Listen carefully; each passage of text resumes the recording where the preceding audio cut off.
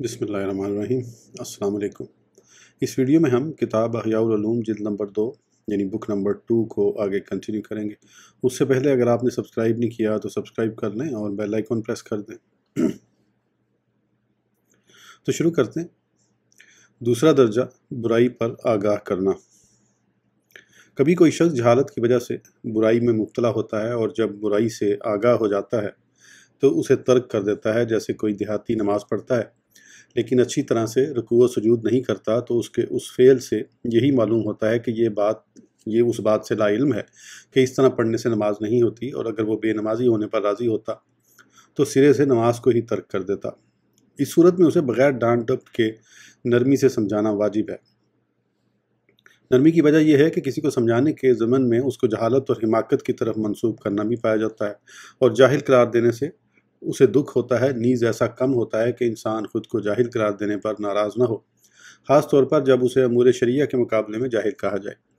یہی وجہ ہے کہ عموماً دیکھا گیا ہے جس شخص پر غصہ غالب ہو، ایسے وقت میں اگر اسے اس کی خطا اور جہالت پر متنبہ کیا جائے تو وہ غضبناک ہو جاتا ہے اور اپنی جہالت کا پردہ فاش ہونے کے خوف سے حق کو جاننے کے باوجود انکار کرنے کی کوشش کرتا ہے۔ نرمی سے نیکی کی دعوت دینے کی مثال۔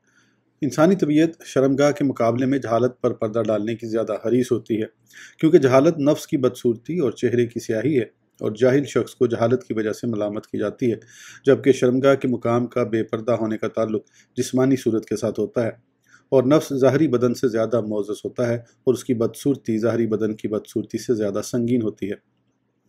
پھر ظاہری بدصورتی پر ملامت بھی نہیں کی جاتی کیونکہ یہ پیدائشی اور غیر اختیاری ہوتی ہے، اور نہ ہی اس کو زائل کر کے خود کو خوبصورت بنا لینا کسی کے اختیار میں ہوتا ہے۔ اس کے برخلاف جہالت ایسی برائی ہے جسے زائل کرنا اور علم سے مزین کرنا ممکن ہوتا ہے۔ یہی وجہ ہے کہ جہالت ظاہر ہونے کی وجہ سے انسان کو بہت زیادہ تکلیف ہوتی ہے، اور علم کی وجہ سے اسے بہت زیادہ خوشی ہوتی ہے۔ پھر جب اس کے علم کا جمال دوسرے پر ظاہر ہوتا ہے تو وہ لذت زیادہ پاتا ہے۔ معلوم ہوا کسی لا علم کو آگاہ کرنا اس کی جہالت کے پردے کو اٹھانا اور اس کے دل کو تکلیف پہنچانا ہے، تو ضروری ہے کہ ایسی صورت میں اس کی تکلیف کو نرمی اور محبت سے دور کیا جائے۔ تو ہم اس دیہاتی سے اس طرح کہیں گے، انسان پیدائشی عالم نہیں ہوتا، ہم بھی نماز وغیرہ کے امور سے جاہل تھے، پھر علماء کرام نے ہمیں سکھایا۔ ایسا لگتا ہے کہ آپ کے گاؤں میں کوئی عالم صاحب نہیں ہے، یا عالم تو ہے مگر وہ نماز کی تشریح اور توضیح کے متعلق بیان نہیں کرتے۔ مسئلہ یہ ہے کہ اطمینان سے رکوع و سجود کرنا نماز کی شرط ہے۔ یوں اس کے ساتھ نرمی کی جائے تاکہ اسے تکلیف دیے بغیر سمجھایا جا سکے، کیونکہ کسی مسلمان کو تکلیف دینا اسی طرح حرام اور ممنوع ہے جس طرح اسے برائی پر رہنے دینا ممنوع ہے۔ بے وقوف ہے وہ شخص جو خون کو خون یا پیشاب سے دھوئے، اور جو کوئی برائی دیکھ کر خاموش رہنے والے ممنوع فعل سے تو بچے لیکن بلا ضرورت مسلمان کو تکلیف دینے والے ممنوع فعل کا ارتکاب کرے تو اس نے بغیر کسی شک و شبے کے خون کو پیشاب سے دھویا۔ جب تم کسی کی ایسی خطا پر مطلع ہو جاؤ جو امور دینیہ میں سے نہیں، تو اس کا رد کرنا مناسب نہیں، کیونکہ وہ تم سے ایک بات تو سیکھ لے گا لیکن تمہارا دشمن ہو جائے گا۔ مگر جب معلوم ہو کہ وہ علم کو غنیمت سمجھے گا تو بتانے میں حرج نہیں، اور ایسے لوگ بہت کم ہیں۔ تیسرا درجہ، برائی سے منع اور وعظ و نصیحت کرنا۔ یہ صورت اس وقت ہوگی جب کوئی شخص برائی کا علم ہونے کے باوجود اس کا ارتکاب کرے یا اس پر اصرار کرے، جیسے کوئی شخص شراب پینے، ظلم کرنے، مسلمانوں کی غیبتیں کرنے اور اس طرح کی دیگر برائیوں کو اپنا معمول بنا لے، تو ضروری ہے کہ اسے وعظ و نصیحت کی جائے، اللہ عز و جل کا خوف دلایا جائے، اور جس برے فعل کا وہ مرتکب ہے اس کی مذمت و وعید میں وارد روایات سنائی جائیں، نیز بزرگان دین اور متقی و پرہیزگار لوگوں کی سیرت و کردار بیان کیے جائیں، اور یہ تمام باتیں غصے و سختی کے بغیر شفقت و مہربانی سے کی جائیں، بلکہ اس کی طرف رحم کی نظر سے دیکھے اور اس کے برائی میں مبتلا ہونے کو اپنے اوپر مصیبت جانے، کیونکہ تمام مسلمان ایک جان کی طرح ہیں۔ شرط سے مراد فرضیت ہے، یہ شوافع کے نزدیک ہے، اسے تعدیل ارکان سے بھی تعبیر کرتے ہیں۔ احناف کے نزدیک تعدیل ارکان یعنی رکوع و سجود و قوما و جلسہ میں کم از کم ایک بار سبحان اللہ کہنے کی قدر ٹھہرنا یوں ہی قوما یعنی رکوع سے سیدھا کھڑا ہونا، جلسہ یعنی دو سجدوں کے درمیان سیدھا بیٹھنا واجب ہے۔ ایسے مقام میں آدمی ایک بہت بڑی آفت میں بھی مبتلا ہو جاتا ہے جو ہلاکت میں ڈالنے والی ہیں، جس سے بچنا بہت ضروری ہے، اور وہ یہ ہے کہ دوسروں کو مسائل شرعیہ بتاتے وقت اپنے آپ کو علم کی وجہ سے معزز اور دوسرے کو جہالت کی وجہ سے ذلیل خیال کرنا۔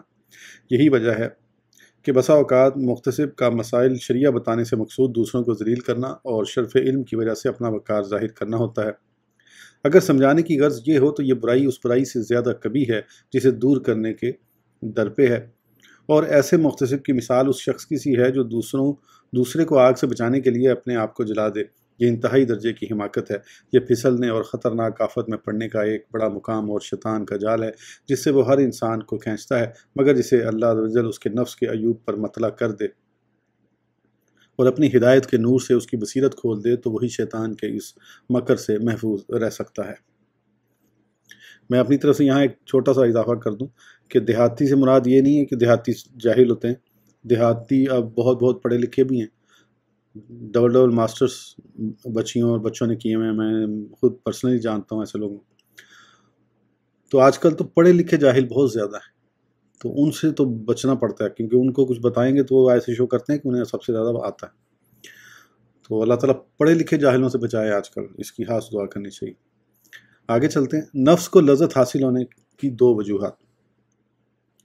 دوسرے پر حکومت کرنے میں نفس دو وجہ سے لذت پاتا ہے، اپنے علم کے باعث، دوسرے پر حکومت اور سلطنت کرنے کے باعث۔ اس کا ثمرہ و نتیجہ ریاکاری اور قدر و منزلت کی طلب ہے، اور یہ وہ خفیہ شہوت ہے جو شرک خفی کی طرف لے جاتی ہے۔ اس سے بچنے کے لیے ایک کسوٹی اور معیار ہے جس پر ہر محتسب کو اپنا امتحان کر لینا چاہیے۔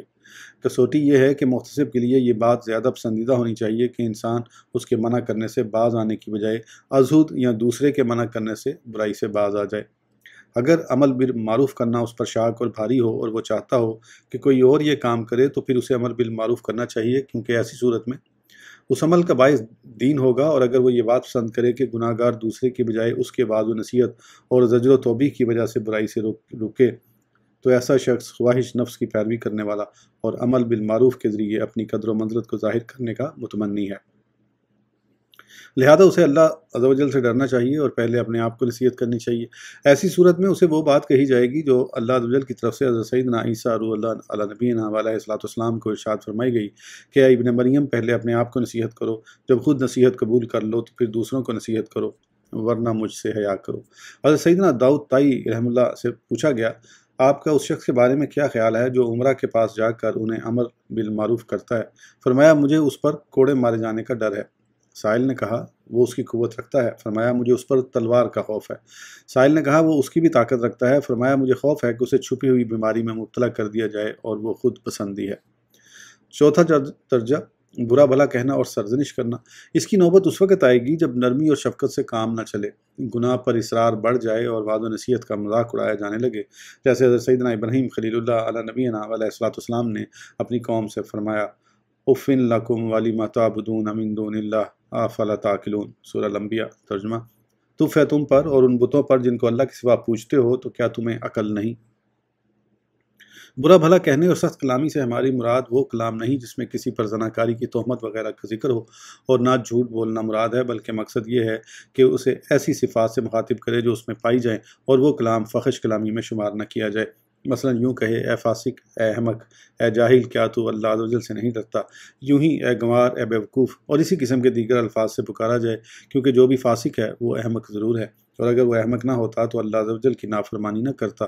بلکہ جو شخص دانا نہیں وہ احمق ہے، اور دانا وہ ہے جس کی دانائی کی شہادت رسول اللہ صلی اللہ تعالیٰ علیہ وآلہ وسلم نے دی۔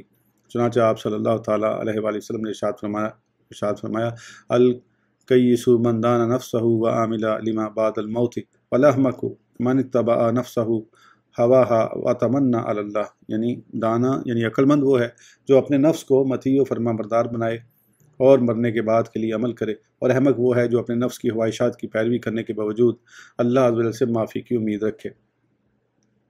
اس درجے کے دو آداب ہیں۔ پہلا ادب یہ ہے کہ بوقت ضرورت اور نرمی سے عاجز آنے کی صورت میں سرزنش اور برا بھلا کہنے کا طریقہ اپنائے۔ دوسرا ادب یہ ہے کہ صرف سچ بولے اور زبان کو بے لگام نہ چھوڑ دے کہ جو منہ میں آئے بغیر ضرورت کے بولتا چلا جائے، بلکہ صرف بقدر ضرورت پر ہی اکتفا کرے۔ اگر دیکھے کہ زجر و توبیخ والے کلمات سے بھی فائدہ نہیں ہو رہا تو اسے ایسے ہی چھوڑ دینا مناسب نہیں، بلکہ غصے کا اظہار کرے اور معصیت کے ارتکاب کی وجہ سے اسے بے قدرہ سمجھنے پر اکتفا کرے، اور اگر جانتا ہے کہ کلام کرنے کی صورت میں وہ مارے گا اور چہرے سے ناپسندیدگی کا اظہار کروں گا تو نہیں مارے گا، تو پھر اسے چاہیے کہ ترش روئی اور ناپسندیدگی کا اظہار کرے۔ اس وقت محض دل سے برا جاننا کافی نہیں۔ پانچواں درجہ، برائی کو ہاتھ سے تبدیل کر دینا۔ جیسے آلات لہو و لعب کو توڑنا، شراب کو بہا دینا، کسی کے سر یا بدن سے ریشم کو اتار دینا، ریشم پر نہ بیٹھنے دینا اور غیر کے مال پر بیٹھنے سے روک دینا، غصب کیے ہوئے گھر سے پاؤں سے کھینچ کر باہر نکال دینا، اور اگر جنابت کی حالت میں مسجد میں بیٹھا ہوا ہو تو مسجد سے باہر نکال دینا، اور اس طرح کی دیگر صورتیں۔ یہ درجہ بعض گناہوں میں تو قابل عمل ہے لیکن بعض میں نہیں۔ چنانچہ جن گناہوں کا تعلق اس کی زبان اور دل سے ہے انہیں ہاتھ سے بدلنا ممکن نہیں۔ اسی طرح ہر وہ گناہ جس کا تعلق گناہ کرنے والے کے نفس اور باطنی اعضاء سے ہو۔ اس درجے کے بھی 2 آداب ہیں۔ پہلا ادب یہ ہے کہ برائی کو ہاتھ سے اس وقت روکے جب گناہ کا ارتکاب کرنے والا ازہد گناہ ترک کرنے پر تیار نہ ہو۔ لہٰذا اگر کسی شخص کو غصب شدہ زمین سے یا جنبی کو مسجد سے باہر نکلنے پر ہاتھ سے روکے بغیر مجبور کر سکتا ہے تو پھر اسے دھکے دے کر اور کھینچ کر باہر نکالنا مناسب نہیں۔ یوں کسی کو شراب بہانے، آلات لہو و لعب توڑنے اور ریشمی کپڑے کی سلائی ادھیڑنے پر مجبور کر سکتا ہو تو پھر بذات خود یہ افعال نہ کرے، چونکہ توڑنے کی حد پر واقفیت ہونا مشکل ہے۔ لہذا جب بذات خود یہ فعل نہیں کرے گا تو اس سلسلے میں اجتہاد کرنے سے بے نیاز رہے گا، اور اس کام کی ذمہ داری وہ شخص اٹھائے گا جو اپنے فعل میں پابندی کا شکار نہیں ہوگا۔ دوسرا ادب یہ ہے کہ ہاتھ سے بدلنے کے سلسلے میں اتنی مقدار پر ہی اکتفا کرے جتنی حاجت ہو۔ مثلا مسجد یا غصب کی گئی زمین سے باہر نکلنے میں اگر ہاتھ سے پکڑ کر کھینچ سکتا ہے تو داڑھی اور پاؤں سے پکڑ کر نہ کھینچے، کیونکہ ایسی صورت میں زیادہ تکلیف دینے کی کوئی حاجت نہیں۔ اسی طرح ریشمی کپڑے کو پھاڑنے کی بجائے صرف اس کی سلائی ادھیڑے، نیز آلات لہو و لعب اور صلیب کا نشان جسے عیسائی ظاہر کرتے ہیں انہیں نہ جلائے بلکہ توڑ کر فساد کے قابل نہ چھوڑے۔ توڑنے کی حد یہ ہے کہ وہ شے اس حالت میں پہنچ جائے کہ اس کو درست کرنے میں جو مشقت ہوگی وہ از سر نو بنانے کی مشقت کے برابر ہو۔ اگر ممکن ہو تو شراب بہاتے وقت برتنوں کو توڑنے سے بچے، لیکن اگر برتن کو صرف پتھر مار کر ہی توڑنے پر قدرت رکھتا ہے تو ایسا کر سکتا ہے، اور ایسی صورت میں برتنوں کی قیمت بھی ساقط ہو جائے گی، کیونکہ ان کی قیمت شراب کی وجہ سے تھی اور شراب بہانے کے درمیان یہ برتن حائل تھے۔ چنانچہ اگر وہ شراب کو اپنے بدن سے چھپاتا تو شراب بہانے کے لیے ہم ضرور اسے مارتے اور زخمی کرتے، تو برتنوں کی حرمت اس کی ذات کی حرمت سے بڑھ کر نہیں۔ اگر شراب تنگ منہ والی شیشیوں میں ہو کہ اگر یہ اسے بہانے میں مشغول ہوگا تو بہت دیر لگ جائے گی اور فاسق لوگ اس کو آ لیں گے اور شراب بہانے سے روکیں گے، تو اس عذر کی وجہ سے شیشیوں کو توڑ سکتا ہے، اور اگر فاسقوں کے پکڑنے اور ان کے منع کرنے کا ڈر تو نہیں لیکن اسے بہانے میں بہت وقت ضائع ہوگا اور اس کے مشاغل میں حرج واقع ہوگا تو اس صورت میں بھی شیشیوں کو توڑ سکتا ہے، کیونکہ اس پر لازم نہیں کہ شراب کے برتنوں کی وجہ سے اپنے ذاتی مفاد اور مختلف مشاغل کو بالائے طاق رکھے۔ البتہ جس صورت میں برتن توڑے بغیر بآسانی شراب بہائی جا سکتی ہو، ایسی صورت میں اگر برتنوں کو توڑے گا تو ضمان لازم ہوگا۔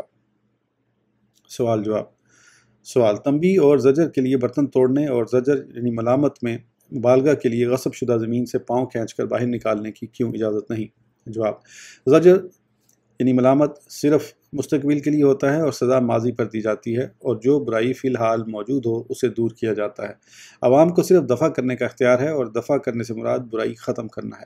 تو برائی ختم کرنے کی مقدار پر جو زیادتی ہوگی وہ یا تو کسی سابقہ جرم کی سزا ہوگی یا آئندہ کے لیے زجر، اور ان دونوں کا اختیار صرف حکمرانوں کے پاس ہوتا ہے۔